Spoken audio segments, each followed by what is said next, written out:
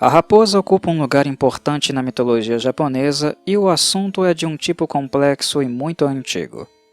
Inari era originalmente a deusa do arroz, mas no século XI ela passou a ser associada às raposas, Kitsune, com atributos para o bem e o mal, principalmente para o mal. Um mal tão profuso e múltiplo em sua aplicação que causa grande confusão nos leitores estrangeiros. Todas as Kitsune possuem poderes sobrenaturais em um grau quase limitado. Elas têm o poder de visão infinita, podem ouvir tudo e compreender os pensamentos secretos da humanidade em geral, e além disso possuem o poder da transformação e transmutação. O principal atributo da raposa maligna é o poder de iludir os seres humanos, e com esse propósito ela assumirá a forma de uma bela mulher. Muitas são as lendas contadas e registradas que exibem tal característica. Se a sombra de uma Kitsune por acaso cair sobre as águas, apenas ela, e não a imagem ilusória da bela mulher, será revelada. Disse que se um cão vê uma mulher raposa, a forma feminina desaparece imediatamente, e só a forma animal permanece. Embora as lendas relacionadas com a Kitsune no Japão sejam geralmente associadas ao mal, Inari às vezes se apresenta como uma deusa benéfica, um ser que pode curar tosses e resfriados, trazer riqueza para os necessitados e responder às orações de uma mulher por um filho. Outro ato gentil da parte de Inari, que bem pode ter alguma associação com Jizo, é permitir que meninos e meninas suportem com firmeza o incômodo de se depilarem com uma navalha nada perfeita, e também ajudar os mais pequenos a passarem pelo doloroso processo de um banho quente, o que no Japão costumava ser realmente muito quente. Inari não raramente recompensa seres humanos por qualquer ato de gentileza para com uma raposa. Apenas uma parte de sua recompensa, entretanto, é real. Parte da recompensa adquirida pode estar fadada a se transformar em algo que o portador não ficará muito feliz. O pouco de bem praticado por Inari, notado quando tentamos lhe fazer justiça, é totalmente oprimido por suas incontáveis ações más, muitas vezes de natureza extremamente cruel. O tema da Kitsune no Japão foi apropriadamente descrito por Lafcadio Hearn como zoologia fantasmagórica. Este yokai astuto e maligno é fantasmagórico de uma maneira muito mais terrivelmente sutil do que o típico estereótipo da figura humanoide com vestimentas luminosas que arrasta correntes. A possessão demoníaca era frequentemente relacionada à influência maligna das raposas. Esta forma de possessão é conhecida como Kitsune Tsuki. A vítima geralmente era uma mulher da classe mais pobre, altamente sensível e aberta a acreditar em todos os tipos de superstições. A análise histórica da possessão demoníaca no Japão ainda é um assunto inesgotado, e estudos continuam sendo realizados nas universidades do país. Eles apontam que nos mitos, as Kitsune geralmente entravam nas mulheres pelo seio ou por entre as unhas dos dedos, e que elas tinham a capacidade de ainda viver uma vida separada do corpo humano, frequentemente falando em uma voz totalmente diferente da mulher possessa. A Pedra da Morte, Sesroseki, é certamente uma das mais notáveis lendas Kitsune. Ela ilustra uma raposa maligna assumindo a forma de uma mulher sedutora em mais de uma vida. Ela é uma criatura que surge e desaparece com um poder sedutor, mas destrutivo, uma espécie de versão japonesa de Fata Morgana. A lenda foi adaptada do No, ou drama lírico japonês. O sacerdote budista Geno, depois de uma longa viagem cansativa, chegou à charneca de Naso e estava prestes a descansar sobre a sombra de uma grande pedra, quando um espírito apareceu de repente e disse: "Não descanse sobre esta pedra. Esta é a pedra da morte. Homens, pássaros e animais pereceram apenas por tocá-la." Essas observações misteriosas e de advertência naturalmente despertaram a curiosidade de Geno, e ele implorou que o espírito o favorecesse com a história da Pedra da Morte. Assim, o espírito começou. Há muito tempo havia uma bela garota morando na corte japonesa. Ela era tão charmosa que foi chamada de Donzela Joia. Sua sabedoria se igualava à sua beleza, pois ela entendia a tradição budista e os clássicos confucionistas, a ciência e a poesia da China. Uma noite, continuou o espírito, o Mikado deu um grande banquete no Palácio de Verão, e lá ele reuniu a inteligência, a sabedoria e a beleza da terra. Foi uma reunião brilhante, mas enquanto o grupo comia e bebia, acompanhados pelos acordes de uma doce música, a escuridão se abateu sobre o grande aposento. Nuvens negras transitaram pelo céu e não havia uma estrela à vista. Enquanto os convidados estavam sentados rígidos de medo, um vento misterioso se ergueu, uivou pelo palácio de verão e apagou todas as lanternas. A escuridão completa produziu um estado de pânico, e durante o alvoroço alguém gritou: "Uma luz! Uma luz!" A partir daquele momento o Mikado adoeceu. Continuou o espírito. Ele ficou tão doente que um mago da corte foi chamado, e esta alma digna determinou rapidamente a causa do declínio de sua majestade. Ele afirmou com muito calor nas palavras que a donzela Joia era uma prostituta e um demônio, que com arte insidiosa, devastadora, cativa o coração. As palavras do mago fizeram o Mikado se voltar contra a donzela Joia. Quando esta foi rejeitada, ela retomou sua forma original, a de uma raposa, e fugiu para esta mesma pedra na charneca de Naso. O sacerdote olhou para o espírito criticamente. "Quem é você?" disse ele por fim. "Eu sou o demônio que uma vez morou no seio da donzela Joia. Agora eu habito a Pedra da Morte para sempre." O bom Geno ficou muito horrorizado com esta confissão terrível, mas lembrando-se de seu dever como sacerdote, ele disse: "Embora você tenha mergulhado na maldade, você se levantará para a virtude novamente. Pegue este manto sacerdotal e tigela de mendicância, e revele para mim sua forma de raposa." Então o espírito perverso chorou lamentavelmente. "Na luz berrante do dia eu me escondo, como o pálido fogo de Azama. Com a noite eu irei novamente confessar minha culpa com dor e desejos puros recém-nascidos." Com essas palavras o espírito desapareceu repentinamente. Geno não renunciou às suas boas intenções. Ele se esforçou mais ardentemente do que nunca pela salvação dessa alma errante.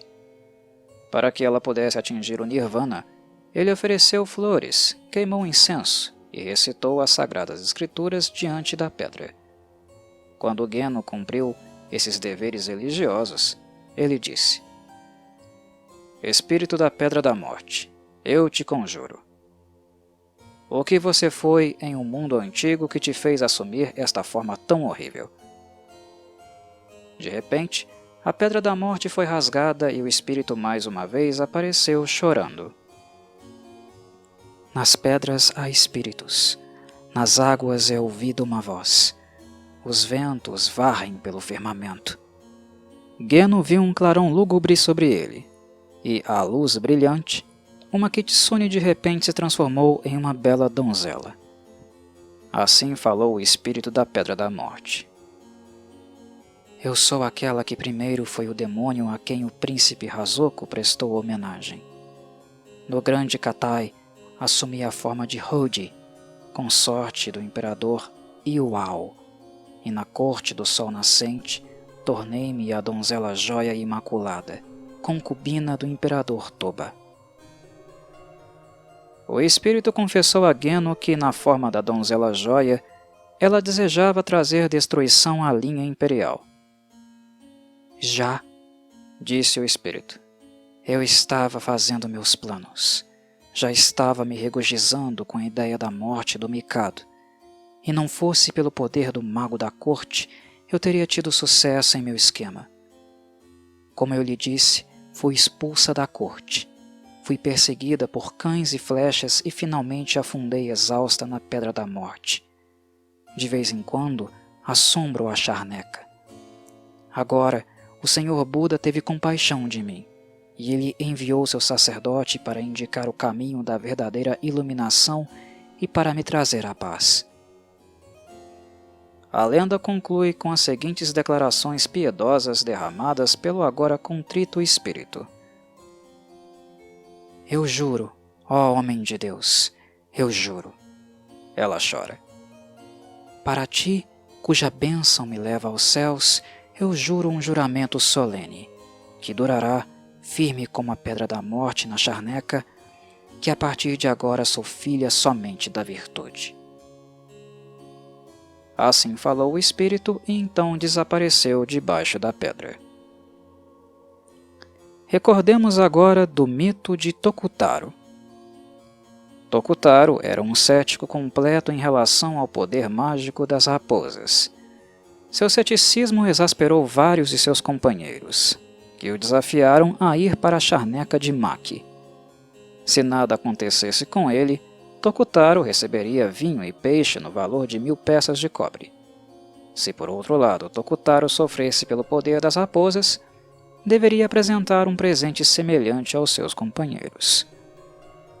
Tokutaro aceitou a aposta com escárnio e, ao anoitecer, partiu para a charneca Maki. Ele estava determinado a ser muito sagaz e cauteloso. Ao chegar ao seu destino, ele avistou uma raposa correndo por um bosque de bambu.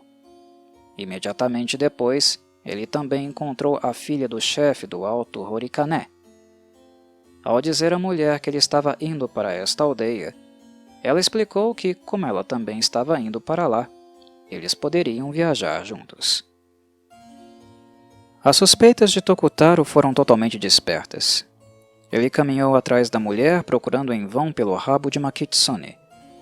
Quando chegaram ao Alto Horikané, os pais da menina saíram e ficaram muito surpresos ao ver sua filha, que era casada, e morava em outro vilarejo. Tokutaro, com um sorriso de sabedoria superior, explicou que a mulher diante deles não era realmente sua filha, mas uma raposa disfarçada. Os velhos ficaram indignados a princípio e se recusaram a acreditar no que Tokutaro lhes havia dito. Por fim, porém, ele os convenceu a deixar a garota em suas mãos enquanto esperavam a confirmação. Tokutaro então agarrou a garota e a derrubou brutalmente, se jogando sobre ela. Ele a pisou e torturou de todas as maneiras possíveis, esperando a cada momento ver a mulher se transformar em uma kitsune. Mas ela apenas chorou e chorou tristemente para que seus pais viessem em seu socorro. Este cético sincero, achando seus esforços infrutíferos até então, empilhou lenha no chão e a queimou até a morte. Nesse momento, seus pais vieram correndo, amarraram Tokutaro a um pilar e o acusaram ferozmente de assassinato. Neste instante, um sacerdote passou por ali e, ao ouvir o barulho, pediu uma explicação. Depois que os pais da moça lhe contaram tudo, e depois que ele ouviu as súplicas de Tokutaro, ele implorou ao velho casal que poupasse a vida do homem para que, com o tempo, ele se tornasse um bom e devoto sacerdote. Este pedido extraordinário, depois de algumas objeções, foi atendido, e Tokutaro se ajoelhou para ter sua cabeça raspada, feliz, sem dúvida, por ser liberto da acusação tão facilmente. Assim que a cabeça perversa de Tokutaro foi raspada, ele ouviu uma forte gargalhada e acordou, se encontrando sentado em uma grande charneca.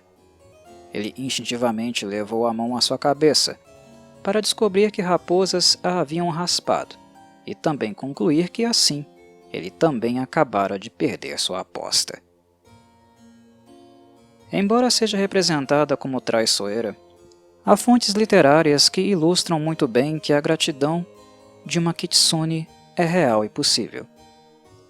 Certo dia de primavera, o homem surpreendeu 2 meninos que estavam tentando capturar um filhote de raposa.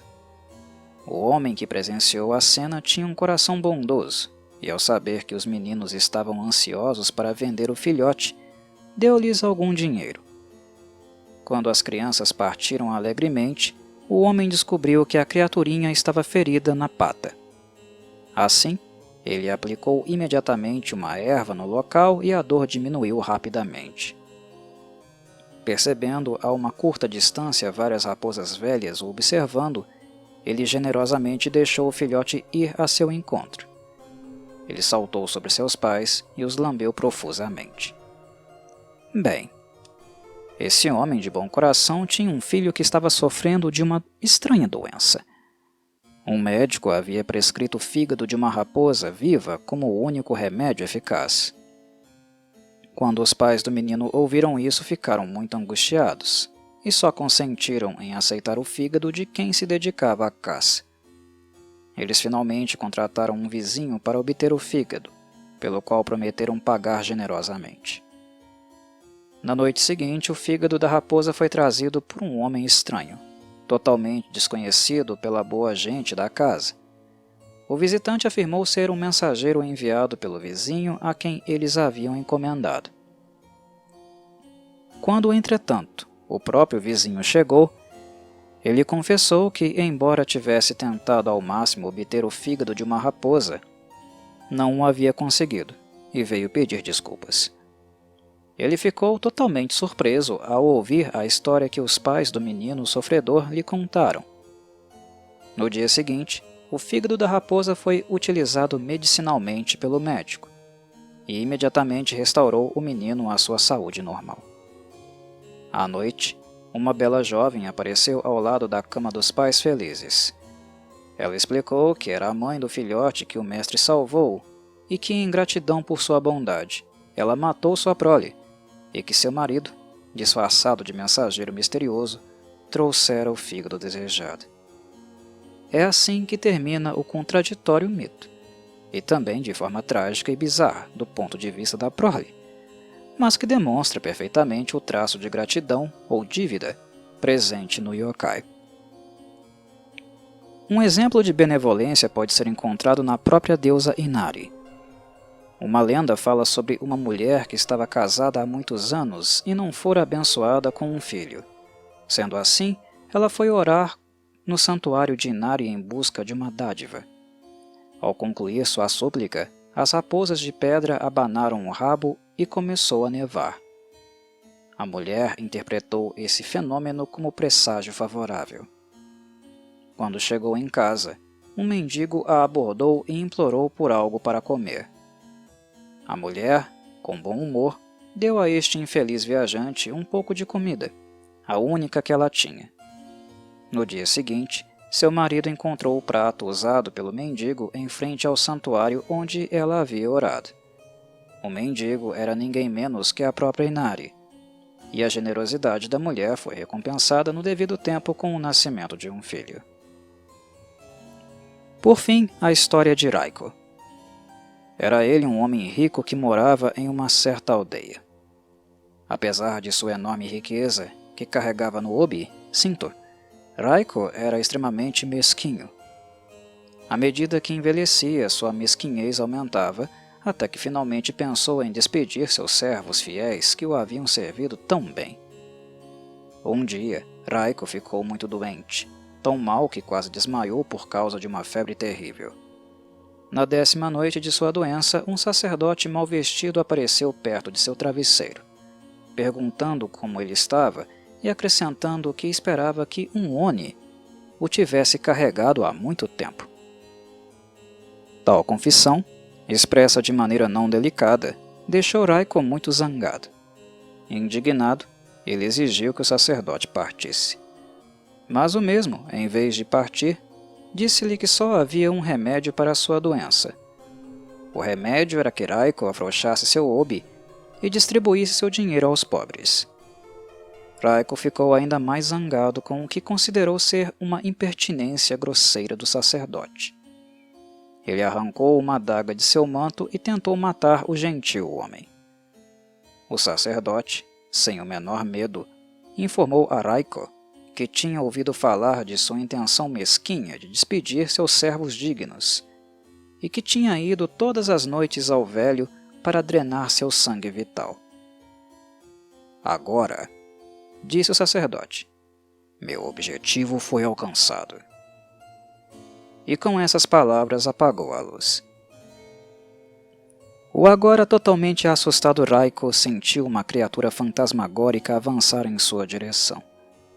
O velho golpeou cegamente com sua adaga e fez tanto barulho que seus servos leais correram para o quarto com lanternas, e a luz revelou a horrível garra de um monstro ao lado da esteira do velho. Seguindo cuidadosamente as pequenas manchas de sangue, os servos de Raiko chegaram a um pequeno monte na extremidade do jardim, e nele havia um grande buraco, de onde se projetava a parte superior de uma enorme aranha. Esta criatura implorou aos servos que tentassem persuadir seu senhor a não atacar os deuses, e no futuro a se abster da maldade. Quando Raiko ouviu essas palavras de seus servos, ele se arrependeu e deu grandes somas de dinheiro aos pobres. Inari assumira a forma de uma aranha e de um sacerdote, para então dar uma lição ao velho mesquinho.